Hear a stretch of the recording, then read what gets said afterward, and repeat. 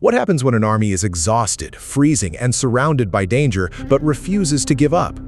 In the winter of 1777-1778, the Continental Army was struggling to survive. British forces had captured Philadelphia, supplies were desperately short, and many American soldiers were poorly clothed and underfed. The Army established its winter quarters at Valley Forge, Pennsylvania, where more than 11,000 soldiers faced one of the most difficult periods of the American Revolution. The men arrived in December 1777 and immediately began building hundreds of wooden huts.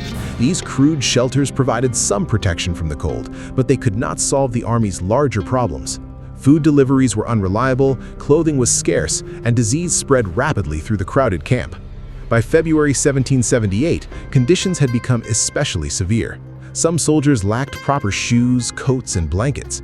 Yet the Army continued training and maintaining military discipline.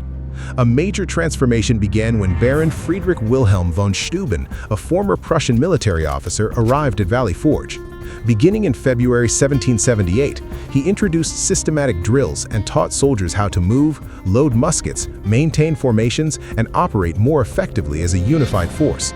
His training was practical and demanding.